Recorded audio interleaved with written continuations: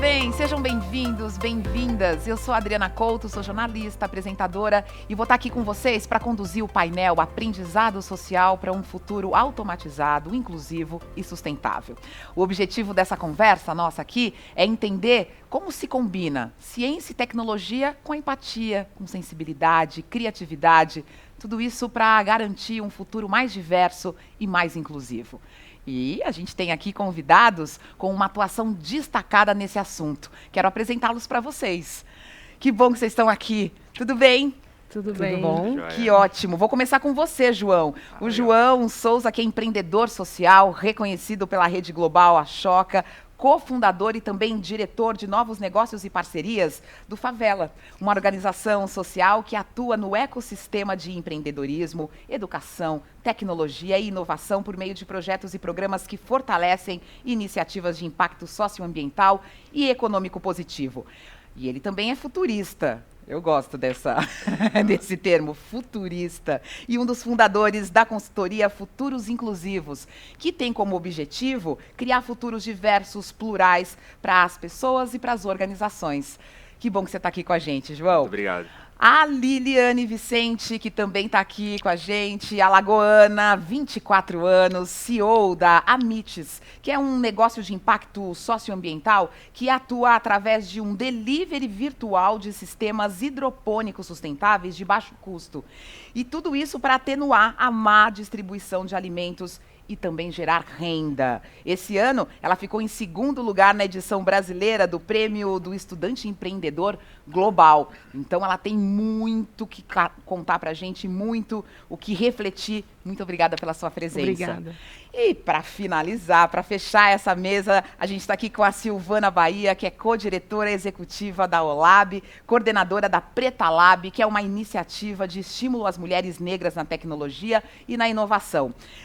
Bom, a Silvana também é mestre em Cultura e Territorialidade da UFF, da Universidade Federal Fluminense, é pesquisadora associada do Grupo de Arte e Inteligência Artificial da USP e do Grupo de Pesquisa em Políticas e Economia da Informação e Comunicação da UFRJ.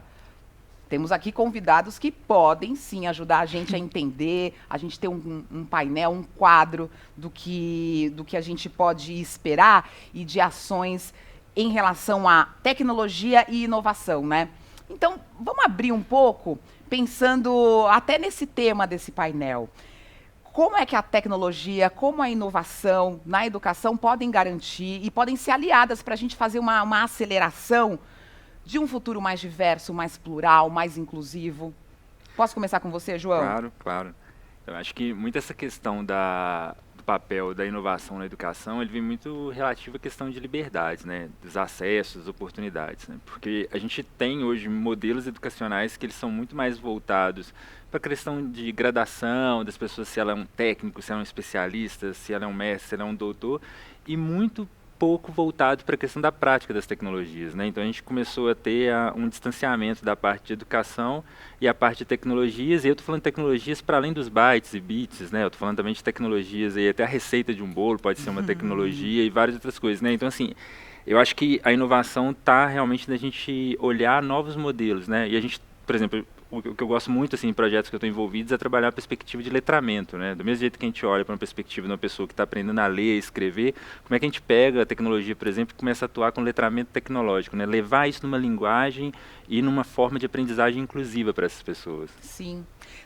Ouvindo você falar, é como se você desse mais ferramentas para que essa educação acontecesse de uma forma que seja uma troca, Sim, de verdade, né? horizontalizar, né, o processo, né? Não tem aquele lugar do professor, de quem ensina, mas eu acho que é um processo muito que o pessoal fala, né, de aprendizado ao longo da vida, né? Aprendizado ao longo da vida, ele está desde as primeiras relações que você tem ali com pai, mãe, de troca de conhecimentos, núcleo familiar, comunidade e afins, e não só dos espaços formais, né, de educação, escolas, faculdades, universidades. É verdade. Bom, como é que a gente faz para acelerar esse futuro mais diverso, mais inclusivo, utilizando, então, tecnologia e inovação na educação? Então, eu concordo bastante com o que o João falou. Eu sou muito também a favor dessa propagação do conhecimento, sabe?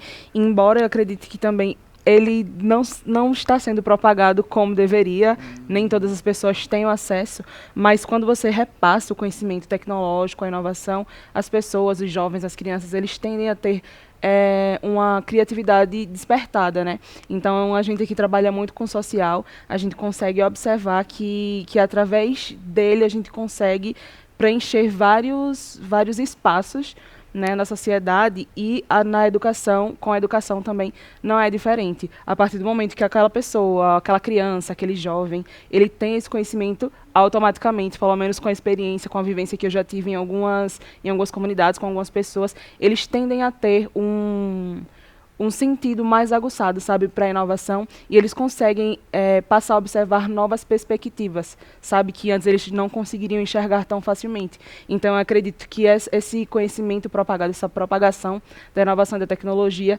ela é o principal aliado, na verdade, para desenvolver um futuro mais sustentável, sabe, porque através deles vai estar sendo despertado uma inovação maior, sabe, nas crianças, nos jovens. Ouvindo vocês falarem, aí eu quero ouvir a Silvana também, a gente percebe o quanto o humano, a sociedade, a humanidade, o conhecimento de cada uma das pessoas é muito importante, porque quando a gente pensa em tecnologia inicialmente, é uma coisa meio estéril, né? Assim, uma coisa afastada. E essa tecnologia que a gente está falando aqui, essa inovação, é uma inovação com gente. Que é isso que tem que ter, né, Sil? Não, total, Adriana, exatamente. Eu vou bem na linha, tanto do João quanto da Liliane. Eu acho que a tecnologia pode ser aliada à tecnologia e inovação, pensando principalmente em questões de acesso, metodologia e ampliação de repertório, né? Porque é isso, a gente quando pensa em tecnologia, a gente sempre traz a coisa muito para o que é robô ou para o que é não humano. Né? E a tecnologia, todas elas são frutos de escolhas humanas. Como que a gente faz, eu tenho pensado muito nesses últimos tempos, para humanizar a tecnologia, né? Para a gente lembrar que a tecnologia é feita por pessoas. E é por isso que geram várias questões e debates, mas eu tenho pensado muito nesses pilares, nesses três, né? Quando eu olho para a educação. Ampliação de repertório, eu esqueci agora, mas eu vou voltar lá. Ampliação de repertório, conexões. E novas metodologias, né? Novas formas de aprender. A gente aprende de uma mesma forma há muito tempo, né? E eu acho que a tecnologia e todas essas inovações, elas vêm para mostrar que a gente pode aprender de várias outras formas, né? Por que a gente tem que estar preso a uma forma de aprender apenas? E aí eu acho que isso tem a ver com ampliação de repertório, com outras conexões, com outras possibilidades que essas ferramentas trazem, né? Você levantou que a tecnologia é feita por humanos, é feito pela gente. Então, se a gente pensar também, quem está fazendo? Eu acho essa é a grande pergunta. É a pergunta que né? move muito, inclusive, do nosso trabalho no OLAB, que é de olhar para quem está produzindo as tecnologias e o quanto que a gente pode estimular que tenha diversidade nessa produção, né? Porque muitas vezes a gente acaba, em termos de sociedade, estando muito mais no lugar de consumidor. Né? E ok, mas assim, quando a gente só consome, quando a gente não entende como isso funciona, a gente também não consegue muito criticar, né? E aí eu acho que importante para manter uma relação qualificada com tudo isso é também você poder olhar e fazer perguntas para a tecnologia, né? E fazer críticas, entender quem criou isso, né? Por que isso é quadrado e não é retângulo, por exemplo, não é o triângulo, enfim. E eu acho que a gente está nesse momento do mundo de fazer boas perguntas sobre tudo isso, sabe? Sim, é bom questionar, né? Porque aí o que vem a partir da tecnologia não vira algo estanque. É algo que também pode ser questionado, né, João? Total. Eu acho que a gente entender, acho que, né, tipo, essas falas que a gente trouxe aqui agora, acho que ela mostra muito uma questão de que futuros também, eles são multidimensionais, né? Eles têm, tipo assim, várias camadas, né? Então, assim, se você vai para uma pessoa que está na base da pirâmide, uma classe social, né, uma classe menos favorecida social e economicamente, você está falando de um futuro de emergências, né? O futuro da pessoa já é amanhã, né? Ela está resolvendo ali como é que coloca o feijão na lata. E aí quando você leva a discussão sobre o futuro, seja na educação, seja na tecnologia, para um outro nível, às vezes você está falando de um nível muito elitista, que é o que a Sil super traz, né, da questão de robôs, tecnologias, e aí você vê uma coisa que é tecnológica, tipo, né, o trabalho que o negócio da Liliane faz, que resolve um problema emergencial, mas mesmo assim está criando pontes, né, então assim, eu gosto muito de iniciativas, né, lá, tanto no Favela quanto no Futuros, a gente pensa em apoiar e buscar conhecer, entender e e ajudar como que replica muito coisas desse tipo, né? De como que a gente cria pontes, né? Onde que a gente consegue juntar essas dimensões do futuro. Eu gosto muito da analogia dos conjuntos matemáticos, né? Como que a gente consegue fazer interseção entre os conjuntos, né? E acabar com essa lógica de conjuntos vazios, né? Onde que você tem muito de um lado e pouco do outro, e como que você consegue juntar isso tudo, né? Claro. Dá um exemplo de um projeto para a gente ter claro esse conceito que você trouxe para a gente agora. De dimensões? É. Então, a gente começou há um tempo atrás a ter muitas conversas sobre questão de como que a gente olha desafios sociais, mas na perspectiva de como que a tecnologia pode auxiliar isso. A gente está com um programa agora que a gente está para iniciar ele, né, ainda esse ano ainda, que é voltado para o letramento tecnológico. E a gente está com um desafio lá, um dos primeiros, que é, para além dessa questão de como você transformar o ensino da tecnologia numa perspectiva de letramento, de aprendizagem inclusiva, né, ele chama Robótica, o programa, é um programa nosso, que a gente está assinando a curadoria lá junto no Favela, e ele tem uma perspectiva também geracional, né? Então, assim, a gente está olhando a questão de futuro, não do trabalho, mas futuro no trabalho. Então, assim, a gente está trabalhando o desenvolvimento, assim, de treinar os treinadores, que a gente está olhando para uma perspectiva de um pessoal 60 mais, 50 mais, já estão aposentados ou estão se afastando de alguma atividade profissional. Mas, por exemplo, sei lá, um sapateiro ou um marceneiro que tem super habilidade manual, no Brasil a gente tem uma dificuldade tremenda de acesso a hardware, essas pessoas têm super habilidade manual, e de como que a gente letra eles tecnologicamente para que eles possam ajudar a gente a construir mesmo os kits que vão ser usados de tecnologia ou de robótica, para que a gente possa capacitar jovens, crianças e jovens em robótica. Então, assim, a gente está trabalhando muito essa perspectiva de fazer essa conexão geracional e de aproveitar também esse olhar de uma pessoa que se desenvolveu habilidades, né, que o pessoal chama de real skills, né, vamos dizer assim, total, na lógica de aprender muito trabalho manual, mas para poder levar isso para ser atualizado, né, de alguma forma, mas nessa lógica do encontro geracional. Que demais, né? Porque eu acho isso. Já estou aqui com ampliando o meu olhar. É bom porque a gente vai quebrando alguns conceitos que são muito consolidados. Sim. E vocês devem trabalhar um pouco nisso, né? Sim. Nessa quebra de alguns conceitos que estão ali muito ali condensados. Liliane, conta pra gente melhor o que é a MITS. Sim, porque eu acho que o exemplo dessa iniciativa também traz outras perspectivas pra gente. Sim, sim. O João falou uma coisa que eu nunca tinha pensado por essa perspectiva, por incrível que pareça, mas que eu achei bastante interessante, que é na questão da resolução do futuro das pessoas, que o futuro é agora, sabe? Que esse problema é agora. Então, a gente trabalha o nosso negócio, que é o Amits, ele foi baseado, né, esse novo formato que a gente atua, em um dado, assim, bastante desconfortante, que é o da ONU, né, que diz que onde a cada 4 segundos uma pessoa morre de fome no mundo, sabe? E qual que é a principal causa da fome? É a má distribuição de alimentos em grande parte das situações. E a gente está no Brasil, né, um dos principais exportadores de alimentos, e por que isso ainda acontece aqui? Né? Qual que seria a dificuldade existente para que isso acontecesse aqui? E a gente passou a entender, né, através do trabalho que a gente já fazia desde 2016, que esse problema está relacionado à renda das pessoas, principalmente, e também a má distribuição dos alimentos aqui. Então, a gente trabalha com a implantação de hortas hidropônicas em comunidades vulneráveis também e em grandes centros urbanos, para facilitar o acesso à alimentação saudável para essas pessoas, tanto as residentes, né, do local, tanto os microagricultores que estão cultivando, e a gente consegue gerar renda para eles, né, através para os nossos microagricultores, no caso, através do repasse que eles fazem dos alimentos que eles produzem em sua própria horta.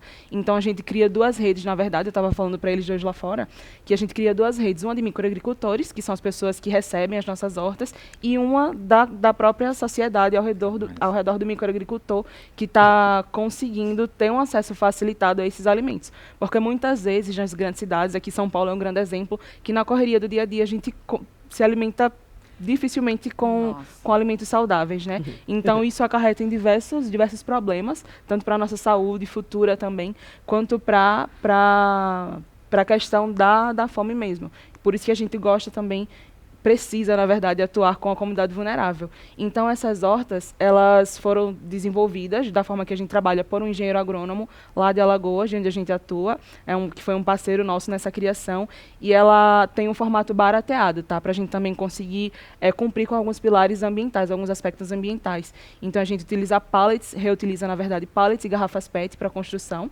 da nossa estrutura de apoio. A gente não utiliza terra, então, por isso que a gente gosta de trazer elas para as cidades, né? Onde a gente entende que teria uma demanda, uma necessidade maior até. E por não utilizar o solo, né, a gente utiliza um substrato inerte, que é a casca de arroz carbonizado. Por não utilizar o solo, a gente precisa fazer o controle do crescimento, né, dessas plantas. Então, a gente faz a adição de macronutrientes, micronutrientes e ferro na água, e isso faz com que as nossas plantas cresçam saudáveis, é zero ofensivo para a saúde, né? Isso faz com que elas cresçam super saudáveis e também mais rápido, elas têm um crescimento acelerado. Então, isso faz com que os nossos microagricultores consigam produzir ainda mais. Então, onde na horta normal eles conseguiriam fazer uma colheita e, consequentemente, uma venda, eles estão conseguindo fazer 2 colheitas por mês, por exemplo, e conseguindo gerar uma renda aí de até R$ 1.149,60, um pouquinho mais que um salário mínimo, que para uma pessoa vulnerável que não tinha tanto acesso nem oportunidades de emprego, está sendo uma excelente oportunidade para eles conseguirem melhorar até sua qualidade de vida. Claro. Eu não disse para vocês que esse exemplo ia fazer a gente pensar e colocar a tecnologia numa outra perspectiva? Você fala aí para a gente de tecnologia e traz o humano e traz essa possibilidade da gente transformar a vida das pessoas, né, Sil? Tem essa questão, né? Não, e isso é muito importante que a Liliane traz, porque eu acho que, além de ser um bom exemplo para a gente poder visualizar, a gente relembra que inovação não necessariamente é criar um foguete. Né? A gente tem hoje um monte de problema real, né, social, e um monte de tecnologia.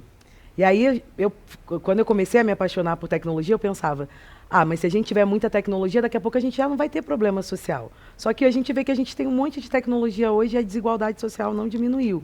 Né? Então, o que eu acho, né, que o match perfeito é quando a gente pensa, né, soluções que às vezes são essas, de conexões, né, que o trabalho da Liliane eu acho que exemplifica muito bem isso, de conexões, como a gente automatiza um processo, né, que vai ajudar, vai colaborar ali com uma produção maior daquele agricultor. Então, eu tenho cada vez mais achado que os detalhes, né, as micro-revoluções, elas têm um impacto muito mais qualificado, talvez, para problemas que já existem há muito tempo, e muitas vezes a gente fica achando que a gente tem que inventar um foguete para resolver, entende? Então, eu estou mais na simplicidade das coisas, assim, porque eu acho que e a tecnologia, ela é potente nisso, né? Porque ela te ajuda a automatizar processos, te ajuda a escalar, né? Que é a grande palavra também desses tempos, escala, impacto, né? Eu acho que tem muito disso. Sim. E quando você fala que a tecnologia pode ajudar e influenciar nesses processos, e a gente já comentou aqui sobre quem é que faz a tecnologia, pensando no seu projeto, como que as mulheres negras também trazem o seu impacto para esse lugar, né? Para esse lugar da inovação? Cara, isso é uma das coisas mais, sei lá, mais importantes que eu fiz na vida, assim, que eu faço na vida, porque eu pude ter contato com mulheres negras que estão desenvolvendo projetos que vão desde a área de educação, né, de como ajuda a galera do bairro a, enfim, passar no Enem, a partir da tecnologia, usando coisas de inovação, a desenvolver softwares muito cabeçudos, digamos assim.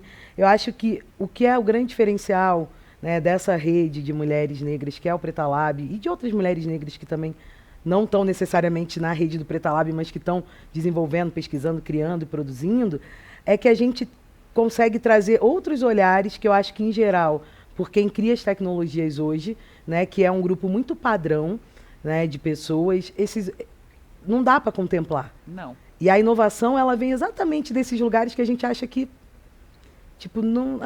E é essa novidade do olhar, entendeu? Para problemas, não só para problemas, eu acho que para soluções, né? Melhor do que para problemas, para criar soluções para questões que, de fato, ali estão atravessando uma grande parte da população, que é a população negra, né? Que é a população periférica, que é a base da pirâmide social no Brasil hoje, né?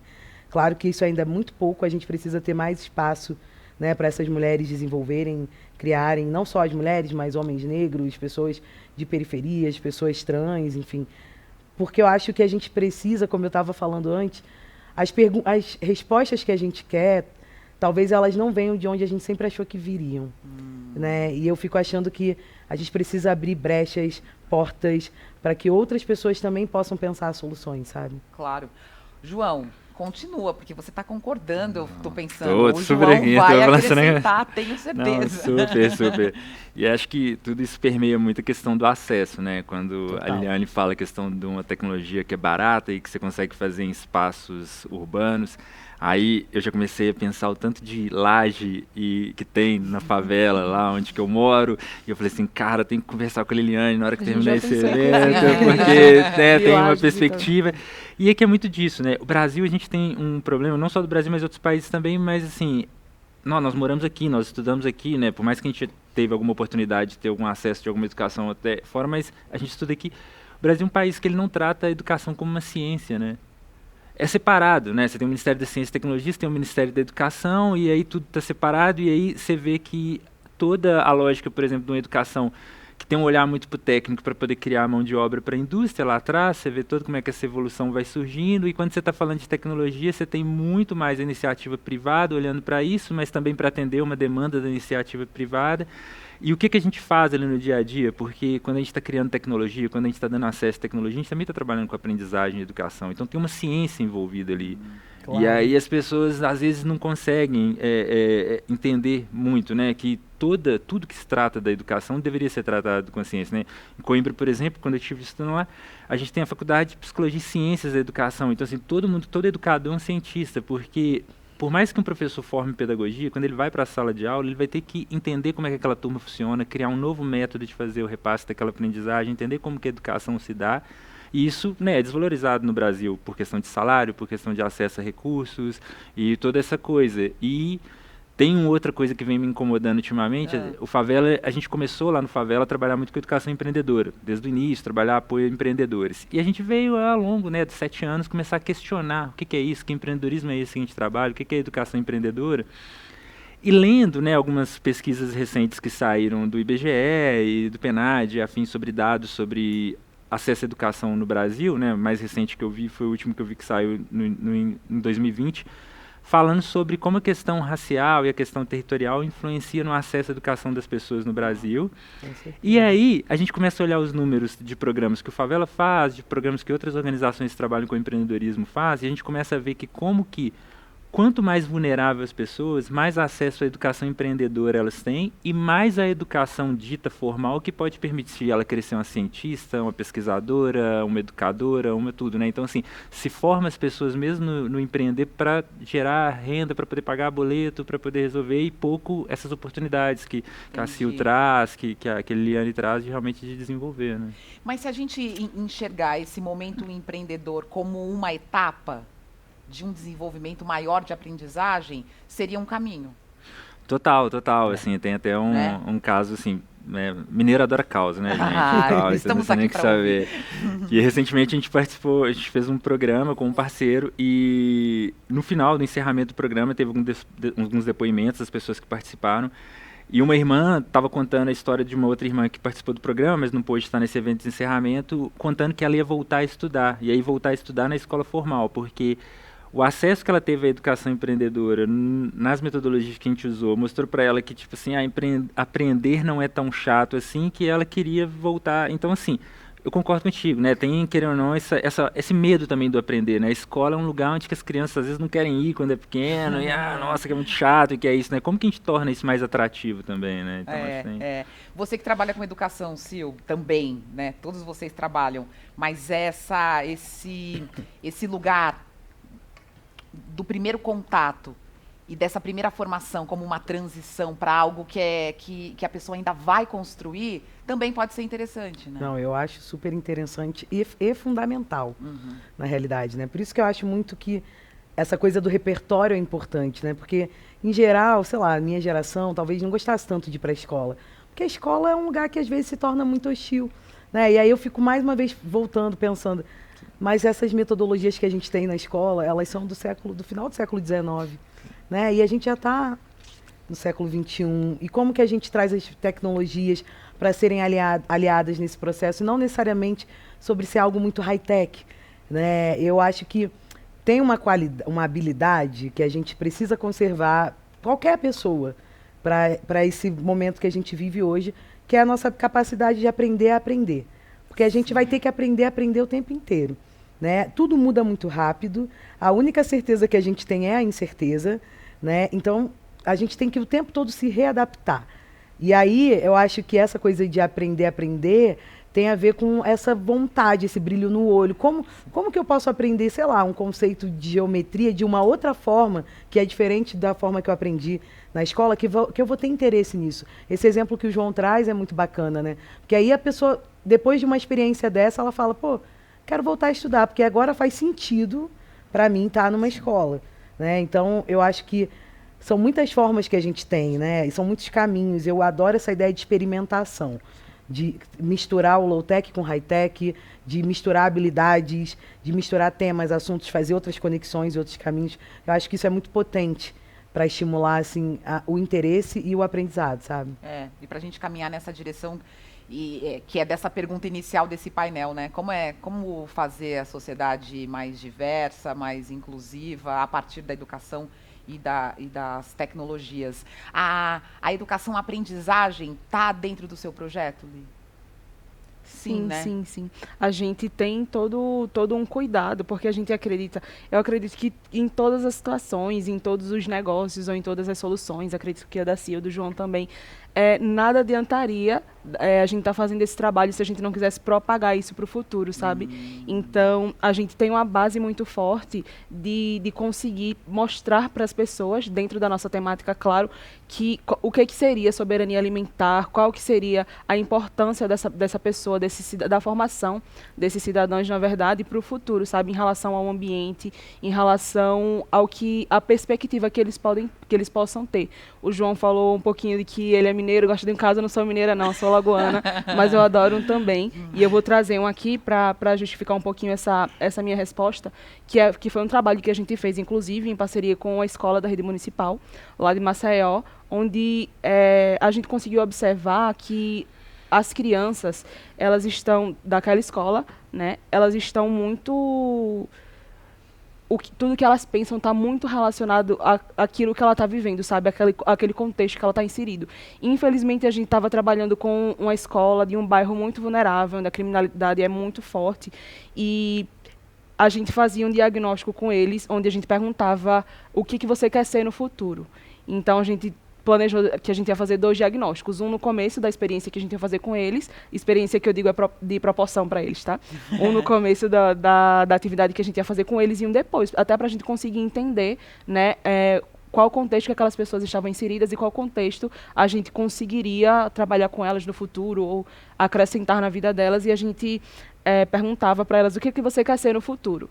E aí, acho que 80% meninos e meninas responderam: a gente quer ser policial para matar bandido. E a gente ficou, como assim? Vocês querem ser policiais para matar bandidos? De onde vocês tiraram isso? O que vocês veem? E aí tinha um menino que era um pouquinho maior, ele explicou para a gente: tia, porque lá onde a gente mora, a maioria mora perto, lá onde a gente mora tem...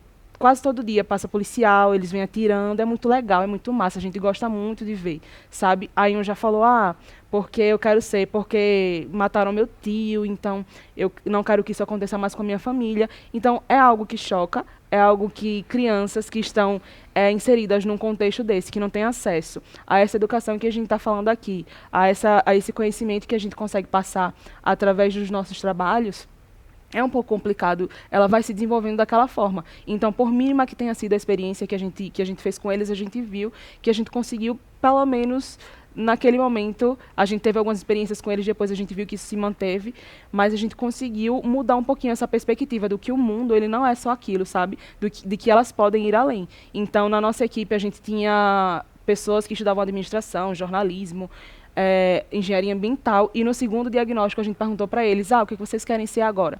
E aí eles falaram, eu quero ser jornalista, eu quero ser engenheiro, e um ainda falou, eu quero ser cientista, que eu vou desenvolver esse carro aqui, ele desenhou o carro, que vai funcionar com combustível da casca da mandioca e que vai fazer plantação aqui onde a gente mora. E aquilo pra gente foi assim, surreal, porque estava dentro da nossa temática e a gente viu que a gente conseguiu, por mínimo que fosse, sabe, aquela atividade, como a Sil falou, é uma coisa simples, sabe, mas é uma coisa que consegue mostrar para aquelas pessoas, crianças principalmente, que são o nosso futuro, que existe algo além daquilo, sabe, daquilo que elas estão inseridas. E quando você falou no empreendedorismo, isso fortaleceu muito em mim, porque é uma coisa que a gente trabalha, eu trabalho com empreendedorismo social, e eu acredito muito na força que o setor 2.5 está trazendo para a sociedade, né? Que ele está, através de projetos, a gente tem aí grandes nomes, grandes redes, grandes organizações que estão fazendo um trabalho que no começo é de formiguinha, mas eu acredito muito que a gente vai conseguir trazer uma grande transformação, sabe, para o nosso país, para o nosso mundo. Pois Já começou, né? Só queria fazer um comentário. Porque é muito bom essa ideia de fazer combustível a partir da casca de mandioca. Sim. Sabe? Tipo, sei lá, minha visão aqui, sudestina, carioca, não estaria pensando nisso, né? E é por isso que eu falo tanto da coisa do repertório. E tem uma outra coisa que eu tô aqui, Adriana, já avançando o sinal. Boa, vamos nessa. Que é de pensar de linguagens, né? Acho que a linguagem, o digital é uma linguagem, isso é uma realidade. Só que muitas vezes, quando a gente fala de tecnologia, de inovação, de digital, de empreendedorismo, não sei o quê, a gente usa lexos, ou códigos, ou palavras, ou linguagens que não alcançam muitas pessoas. E aí eu gostei desse exemplo que a Liliane traz, que é isso. Primeiro a gente fez um diagnóstico, depois a gente fez a experiência com eles e eles já estavam transformados ali em alguma medida. Porque também tem uma coisa de linguagem, da fala, né? De como você fala, de como você traz exemplos, como você simplifica a coisa, né? A gente fala muito algoritmo, por exemplo, foi uma palavra que entrou para o nosso vocabulário muito forte no ano passado, pensando assim em termos de população. Mas o que é isso? Né? Como que a gente explica isso, sem ser na linguagem da ciência, da computação, que vai vir com o lexo? Eu acho que muito dos nossos desafios hoje, principalmente em relação à educação, tem a ver com criação de linguagem. Como é que a gente vai falar com as pessoas? Como é que a gente vai trazer exemplos reais para a vida, para pessoas normais que estão sendo afetadas também por tudo isso, mas que não necessariamente estão ali no MIT, no MIT, desenvolvendo essas tecnologias, sabe? E eu, pensando em Brasil, eu amei esse exemplo, Liliana. Que é pensar, vou pegar a casca da mandioca e vou fazer combustível, vou ser cientista. É isso. Essa é a parte só esse negócio do algoritmo. Eu tive uma experiência que fui falar sobre, né, lógica e principalmente com os jovens e tudo. E aí fui explicar o que era um algoritmo. E aí foi muito essa linha do que você falou. Aí eu virei e falei assim, tá, vamos lá, vamos trazer pra realidade. Sabe quando sua mãe fala assim, não faz isso que vai dar errado? E você faz? Então, if or else. Se você fizer isso, vai acontecer isso. Se você fizer isso, vai acontecer aquilo e tal. E aí, leva a blusa que vai fazer frio. Você fala, não, então é uma escolha. Então, assim, eu fico explicando pra eles a lógica, como que você ia fazendo, né, no código ali, a indentação ali, pra poder dar os resultados. Porque é isso, você tem que trazer pra realidade mesmo. Não tem como. E usar exemplos, tipo... Porque senão fica uma coisa muito distante da vida. Distancia você entendeu? Dali, né? E a gente tem que trazer para a vida. A teoria, aprendi isso no mestrado, ela serve para te ajudar a dar conta ali. Porque o que nutre as teorias são as práticas. Né? Então, assim, a prática e a teoria, elas não estão separadas. Né? Como que a gente faz essa sustentabilidade entre as duas também, né? Essa coisa da linguagem, para mim, é uma coisa que tem me pegado muito, porque às vezes você vai num fórum muito hard de tecnologia, e aí é muito hard, ninguém entende muito, assim, é um juridiquês, é tudo muito técnico. Parece que você tá em outro país, né? Que as pessoas falam outra língua, e você fica assim... E eu fico assim, gente, e aí a ideia é conversar com mais gente, com essa linguagem não dá. Aí você limita, né? Você não exclui. E você exclui, não inclui, exato. Ô, João, e você... A gente está falando aqui também de futuros possíveis, né? O que vocês estão fazendo aqui é também um sonho, uma construção de um futuro possível. E o que mais se fala nesse momento aqui em educação, pode ser até um chavão, mas assim, tem algumas profissões, as profissões do futuro a gente não sabe quais são, a gente não sabe o que vão exigir da gente... Como é que a gente se prepara para esse futuro? Como a gente prepara essa população também que está mais vulnerabilizada? para esse futuro? Que futuro é esse? Dá para preparar para esse futuro?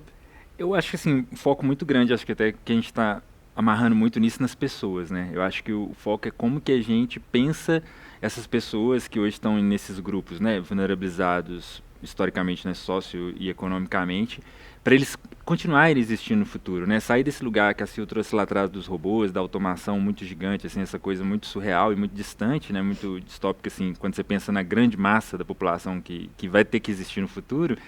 E aí, como que você leva isso para eles? E aí eu acho que desde a perspectiva, né, disso que a Liliane trouxe, assim, de o menino pensar que a mandioca pode ser um combustível. E é isso, né? Por quê?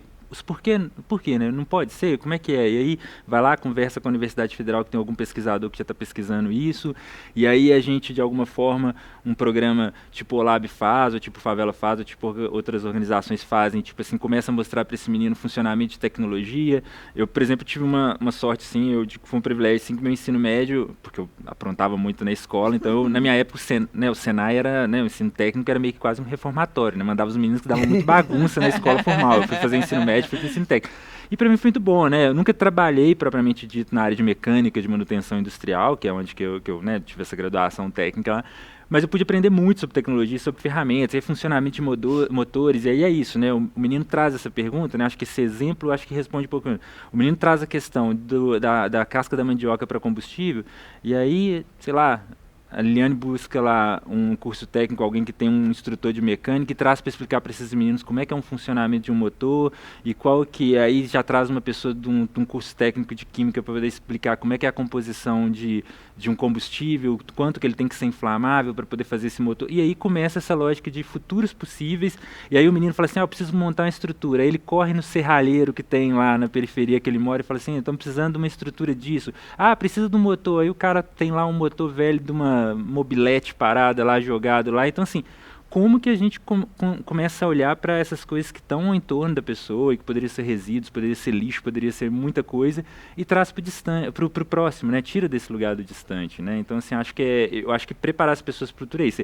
É o menino ser letrado ali na adolescência, na juventude, na infância ali em tecnologia, para quando chegar no momento de um vestibular, de um Enem, ou de qualquer forma de acesso à educação superior, caso ele decida fazer isso também, né, que a gente também tem que falar sobre essa questão de escolhas, ele pode ser uma ou um jornalista que entende muito de tecnologia e vai entender como que a tecnologia pode melhorar a profissão dela para poder continuar existindo. Um médico também pensar como que isso, o engenheiro, o agrônomo, a agrônoma e tudo, como que essas pessoas usam a tecnologia como mais uma habilidade, né, desenvolvida, né, uma coisa que não é distante, uma coisa que assim, eu consigo entender o que é tecnologia, negócio, você falou assim, o algoritmo entrou na questão do dia a dia das pessoas, mas hoje, né, quantas pessoas entendem realmente o que é o algoritmo, o que ele funciona, onde que ele está nisso, né, eu adoro as pessoas que falam assim, eu vou no celular aqui porque, né, um grande player de tecnologia está me ouvindo e tudo, mas, tipo, tá em todo lugar, né, então, assim, em todos os lugares, então as pessoas acham que estão se protegendo, mas é interessante você entender até para você saber o tanto que você já está dentro, né, dessa matrix, vamos dizer assim, né, e como que a gente também já não tem como sair mais, né, a gente tem que entender como que a gente vive no futuro, né, a gente constrói esse futuro que é possível para mais pessoas, né, e menos isso. Todas as falas de vocês trabalham com num lugar de potência, né? A gente está falando de algumas comunidades vulneráveis, né? Mas a gente está falando aqui só de potência. É uma forma de olhar? Sim, sem dúvida.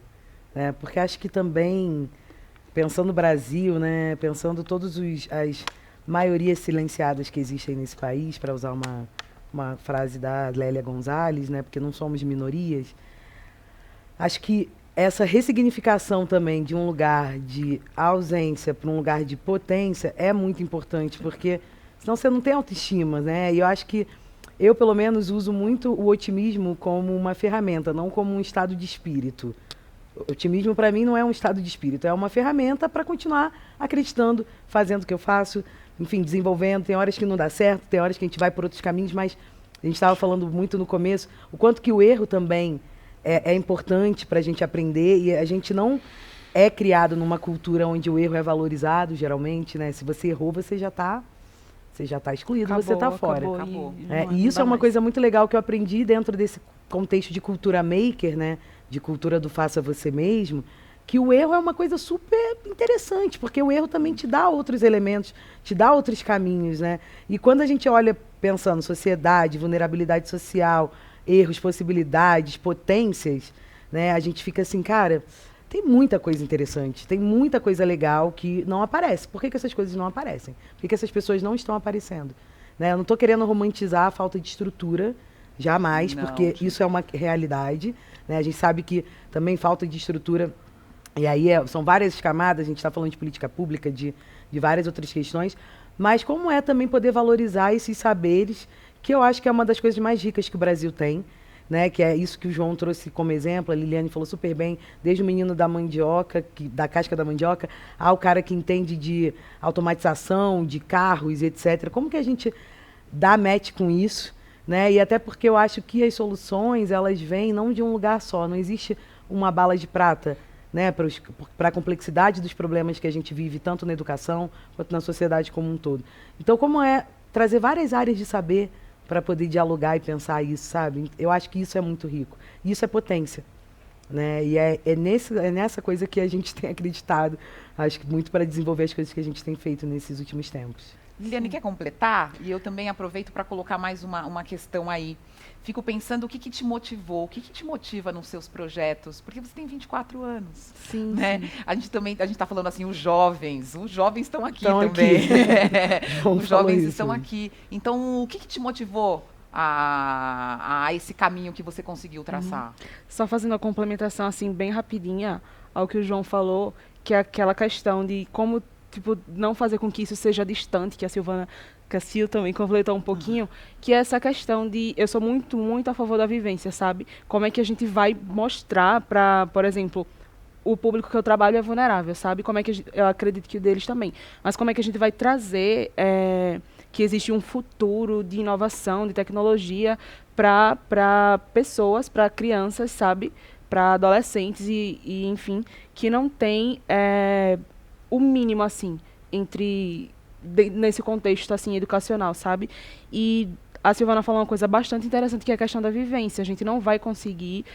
até um exemplo do menino que eu falei, que é o Jonathan, da casca de mandioca, ele só conseguiu pensar em uma coisa além, né, assim, dentro do contexto que a gente está falando aqui, a partir do momento que ele foi imerso em um contexto, sabe? Então, eu sinto ainda uma falta, sabe, ou de políticas públicas, ou de ter algumas coisas dentro das escolas mesmo, principalmente das de rede estadual, de rede municipal, que incentive, sabe, esse pensamento nas crianças. E é basicamente, já respondendo sua pergunta, isso que me motivou. Entendi. Porque eu tive uma experiência que foi... Eu sempre fui, assim, desde criança, voltada, assim, um pouco para o social. Então, eu fazia algumas ações, mesmo que relacionadas à igreja, ou então com grupos de colegas, de amigos. E em uma delas, eu fiquei um pouco mais incomodada do que as outras, sabe? A gente estava distribuindo cestas básicas para uma campanha de Natal. E foi numa comunidade onde funcionava o antigo lixão, lá de Maceió. E aí, a gente foi entregar para uma moça uma cesta básica, e ela falou, nossa, eu tô super feliz que vocês trouxeram isso, infelizmente vai acabar, né, não vai durar para sempre, mas quando vocês estiverem em casa, que vocês forem jogar a comida que vocês não comeram, quando forem colocar no saco de lixo, veja como é forte e é pesado, sabe? Quando vocês forem jogar fora, vocês não coloquem misturado com pó de café, nem com nada, coloquem no saquinho separado, porque quando chega aqui, a gente ainda consegue aproveitar, fazer alguma coisa. E, por incrível que pareça, existe essa realidade. Eu nunca tinha vivenciado assim de uma forma tão forte. E aquilo me pesou bastante, sabe? Me trouxe uma culpa absurda, embora eu não gerasse assim, esse desperdício, mas me trouxe uma culpa absurda.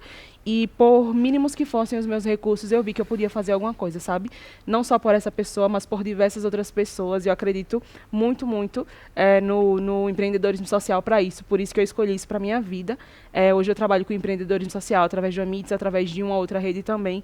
E eu não poderia me sentir mais realizada, né? A Sil falou um pouquinho dessa questão do erro. Eu já errei muito também em relação, tipo, eu vou testar uma solução aqui, errou, deu errado. Não, eu não vou parar, eu vou continuar, porque minimamente eu aprendi alguma coisa que vai me ajudar em uma outra ideia, que vai me ajudar a repassar o conhecimento que eu aprendi com esse erro para outra pessoa que vai conseguir propagar, e assim a gente vai caminhando, sabe? Então, é isso que me motiva todos os dias, é saber que com o mínimo que eu tenho, ou o mínimo que eu possa fazer, eu consigo juntar outras pessoas que vão conseguir fazer coisas para que outras pessoas que não conseguem fazer ainda entendam que elas também conseguem fazer e que elas vão conseguir fazer e vão conseguir passar por uma fase melhor e ainda ajudar outras pessoas. Ai, que bom. A gente fica até um pouco otimista, não é? É esse otimismo aí que move a gente. Isso também é importante, é um motor importante. A gente falou de potência, né? Desses lugares de potência. Você quer fazer alguma complementação? Não, eu acho que é muito isso que as meninas falaram mesmo. Eu acho que a desigualdade acaba que quando a gente inverte esse olhar, igual a Sil falou, a gente começa a olhar como oportunidades, né? Que é isso, né? Essa ausência, né? Essa escassez, ela acaba que cria isso, né? Muita inventividade, muita criatividade. E aí, de novo, né, sem romantizar essa coisa de ser criativo para resolver problemas, é porque as pessoas precisam resolver problema. Então, assim, não tem nem lugar de romantismo, né? É a questão das urgências ali, né? Então, assim, acho que é muito isso, né? Quanto mais, né, igual, assim, posso chamar a Liliane de jovem, né, que eu tenho 40 anos e tudo e tal. Eu acho que vem muito esse lugar, assim, de onde, né? Onde que vira essa chavinha que ela conseguiu ter acesso a essa educação libertadora, sabe? Porque, sei lá, tem vários autores, tem um que eu gosto muito, que é o Amartya Sen, que é um indiano que criou, né, foi um dos co-criadores do IDH e tudo, e que ele fala dessa educação para liberdade, e ele fala disso, educação libertadora. Quando você começa a refletir, você acha assim, nunca nós, né, adultos, que foram professores, educadores, vamos conseguir dar uma educação libertadora, porque nós já estamos numa fase que a gente está buscando, ou terminando de buscar, ou continuando buscando respostas para problemas que a gente já conhece como adulto. E a gente já coloca, às vezes, numa juventude, pessoas até crianças e adolescentes, tudo, a lógica de que eles têm que crescer buscando respostas para aquilo.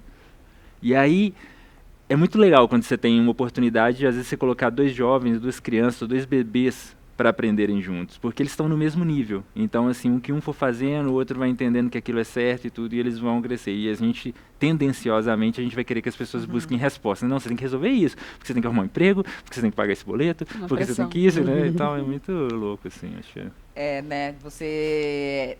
Parece que a motivação errada, né? Sim. Para você chegar num resultado, Sim, né? Talvez essa não seja a motivação, exatamente. E qual é a motivação? Por favor, responde. Qual é a motivação?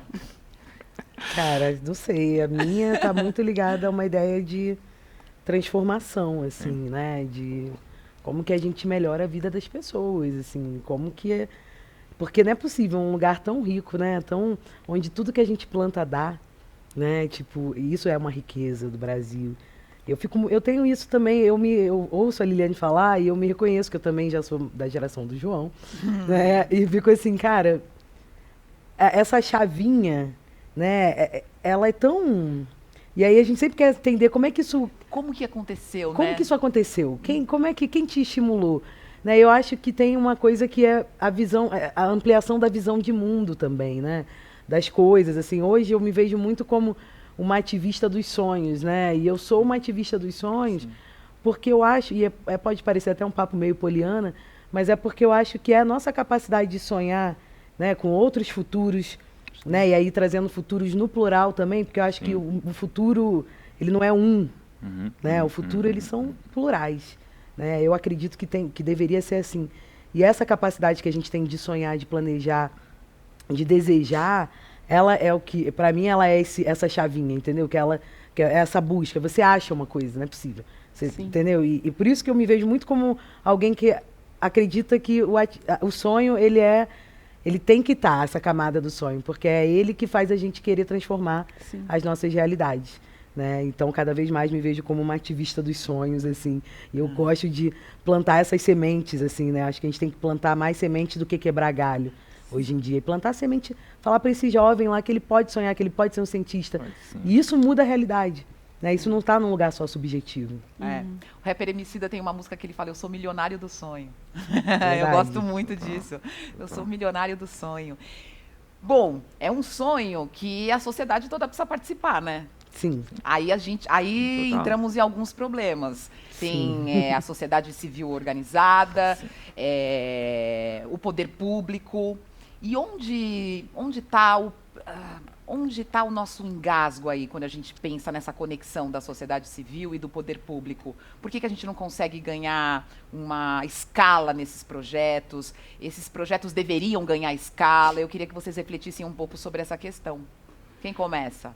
Nossa, vai ali. Vai, manda ver. É que você falou isso um pouquinho, eu liguei um pouco uma coisa que a Sil e que o João falaram, é que existe uma trava, eu acho que essa seria uma trava, sabe? Porque eu sinto, talvez vocês discordem, mas a minha opinião é que existe algo que quer impedir com que isso aconteça, existe algo que não quer que isso evolua, sabe? Principalmente quando a gente fala da sociedade civil, do poder público que você falou, eu sinto que é uma classe que poderia fazer, por exemplo, muito mais do que empresas privadas que investem ou de organizações não governamentais que fazem. Não existe, sabe, uma ligação entre elas, não existe, talvez, a força com que, por exemplo, os nossos trabalhos aqui fazem pela sociedade. Tipo, essas pessoas teriam mais forças de fazer, mais recursos, mais meios, mas, na minha visão, elas optam para não fazer. O motivo, acho que fica a critério, né, mas já ouvi muitas pessoas falarem da romantização do empreendedorismo social, da romantização dos sonhos, e como a Sil falou, eu concordei muito com ela, porque eu sou uma pessoa que também sonha muito, sabe?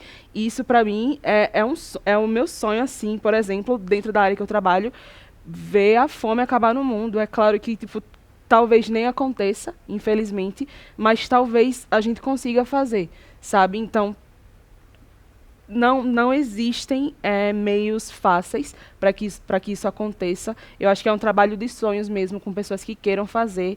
E não é romantizar o empreendedorismo social, mas a gente consegue ver já hoje vários exemplos. A gente tem, por exemplo, trazendo outro caso, eu nunca tive, assim, oportunidade, na verdade, até financeira da minha família, de estudar inglês desde criança, sabe? Hoje eu não sou fluente em inglês, sabe? Mas a gente tem um negócio que faz isso, que é um negócio social, do Gustavo Fuga, não sei se vocês conhecem, que trabalha com a democratização do acesso à outra língua para as pessoas. Ele é do Rio de Janeiro, então ele faz um trabalho excelente, eu super me inspiro nele. A gente tem o Edu Lira, que faz um trabalho incrível também, que consegue mobilizar várias pessoas. Eu acredito que essa seria uma junção que deveria ser feita, né? Eu acredito que já está sendo feita, mas é uma conexão mesmo, que é um pouco do que a gente falou aqui, de várias pessoas, de vários sonhos, de vários trabalhos que vão conseguir fazer com que esse acesso ele seja passado, sabe, para as pessoas. Entendi. Quem complementa, João? Essa questão da gente fazer projetos em escala, fazer com que essas transformações aconteçam para mais gente. Esse é o lugar? Porque a Sil também falou que ela acredita também ali em ações pequenas que vão se juntando. Total, eu acho que eu fico no meio do caminho com isso aí, assim, eu fico muito nessa questão, a escala é importante, mas um pouquinho do que a Sil trouxe, acho que me faz questionar uma coisa que é muito próxima para mim, assim, que é do como, né? Então, assim, eu acho que, por exemplo, né, sendo muito sincero, assim, a gente nunca teve ilusão ou alguma coisa assim de, por exemplo, ou Favela, ou Futuros, ou outros projetos que eu estou envolvido, deles estarem em vários lugares do Brasil ou do mundo, né? A gente sempre questiona como que a gente ia chegar lá, e aí chegar junto faz mais sentido. Então, assim, como que a gente consegue produzir tecnologias e metodologias que sejam acessíveis em linguagem, em processo e tudo, para que seja, sei lá, meio que cápsulas, né, meio nessa lógica de semente dos sonhos que a Sil trouxe, assim, que, tipo assim, a gente pode transferir isso para uma organização que tá lá em, sei lá, Jaboatão dos Guararapes lá, e lá essa protagonista com esse grupo, com esse coletivo, possa desenvolver isso lá. É porque tem um pertencimento do território, tem uma linguagem, tem tudo ali que são curvas de aprendizado para qualquer organização, para qualquer negócio, que são muito grandes, né? Então, assim, eu acho que, diferente às vezes do pensamento da lógica, né, do mercado, que vai muito nessa perspectiva de monopólios, ou de que, né, tem que ter a bandeira fincada em vários lugares e tudo, eu acho que nós que estamos nessa dimensão do empreendedorismo social, do impacto social, da aprendizagem, né, mais inclusiva, mais social e tal, dessa educação mais tecnológica nessa perspectiva, a gente tem que entender disso, né, como que a gente consegue empoderar outras pessoas para que elas sigam, né, e isso possa voltar para a gente em trocas, para que a gente também possa evoluir nosso pensamento, nossas metodologias e nossos processos, né, a gente ser menos dono das coisas, né, menos proprietário, né, e mais isso, porque eu acho que para a gente, eu posso dizer que eu acho que essa lógica de inovação aberta, de trocas, funciona muito melhor, né, do que às vezes as pessoas na lógica de mercado pensam, né? Tipo assim. Eu acho que escalar né? O impacto e escala são as palavras que são desse tempo, né? E como que a gente pode criar essas soluções que muitas vezes são pequenas e locais, como que a gente escala isso? Eu acho que isso é importante, é uma pergunta que eu não tenho uma resposta, mas também me preocupo muito com a qualidade, né? E não só com a quantidade desse impacto, né? E não só para ter dados e números, enfim. Eu acho que essas coisas hoje ainda não acontecem desse jeito porque não tem interesse, né? Por parte de quem dá as canetadas, de quem, enfim, de quem tem poder, né? Porque a gente poderia... As coisas, elas não são naturais, elas são culturais. Para mim, a cultura, ela dá conta de resolver muita coisa, né? E cultura é hábito. A gente precisa criar culturas, né? E aí, nesse campo, para mim, tem um monte de coisa que a gente precisa desaprender para aprender um monte de coisa nova, né? E aí tem que limpar o HD, tem que gerar espaço e tem que estimular quem tem poder também a querer colaborar com isso, né? Porque uma andorinha só não faz verão. Claro que juntas somos mais fortes e transformamos, mas quando a gente está falando de escala e impacto nessa magnitude, é toda a sociedade envolvida. É toda a sociedade. Tem uma comunidade que é mais impactada, né? Que está ali na resistência, mas é preciso um pacto da sociedade inteira, né? E para mim esse é um momento chave para isso, repactuar, fazer um novo acordo social, né? Acho que a pandemia, tudo isso que a gente está vivendo em 2020, 2021, embora tenha muitas questões, assim, mas eu fico sempre querendo, mais uma vez, o otimismo como ferramenta, entender o que pode ser bom. E eu acho que o que poderia ser bom é repactuar os nossos acordos sociais hoje, né? Olhar para tudo que isso que a gente tem vivido nesses últimos meses, como que a gente pode melhorar, né? É importante para todo mundo, né? Não é só para uma parcela, não é só para quem está mais vulnerável, né? Acho que a Covid, ela vem, inclusive, para mostrar muito isso para a gente, né? Que não é só sobre isso, sobre a sua classe social, sobre a sua cor, mas tipo, a gente está no mesmo barco, assim, em lugares diferentes dentro dessa embarcação, né? Mas o mundo é o mesmo. Então... É o mesmo. Você tem toda a razão. Vamos a esse pacto, gente. Vamos a esse pacto. Vamos. Já vou deixar essa sua reflexão aqui, abrindo os nossos comentários finais.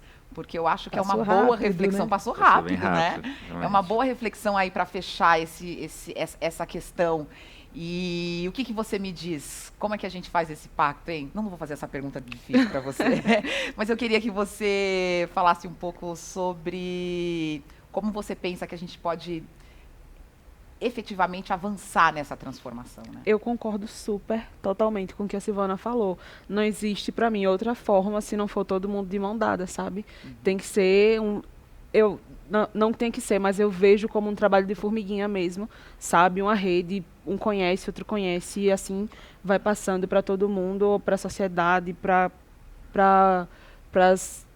como a Silvana falou, quem dá a canetada, para quem está envolvido, para quem vai receber, para quem vai repassar, porque realmente sozinho a gente não consegue, mas todo mundo junto, assim, mão dadas, uma grande rede, assim, com certeza funciona. Vai que dá. Vai que dá. João, já temos uma conexão aqui também, que já se formou aqui, não? Sim, total. Então, eu acho que é muito essa perspectiva da gente repensar, né? Acho que quando a Sil traz essa questão da cultura da tecnologia, a gente repensar a proposta das tecnologias, né? E aí eu acho que no acesso a essas tecnologias, no aprendizado a elas, mas também de quando a sociedade, a humanidade está empoderada dessas tecnologias e decisões, né? E aí eu vou deixar uma reflexão do dia a dia, né? Eu estava tomando café hoje, né, de manhã, antes de vir para cá, pro evento, e aí eu estava olhando assim, eu estava comendo uma salada de frutas e eu vi que, tipo assim, nenhuma das frutas, a uva não tinha semente, a laranja não tinha semente, e tudo assim. Então, assim, onde que a gente começou a decidir isso, né? Que a gente usar a tecnologia para poder otimizar as coisas de uma forma que não resolve, por exemplo, um problema que o negócio da Liliane está tentando resolver, que é a questão de acesso à alimentação, entende?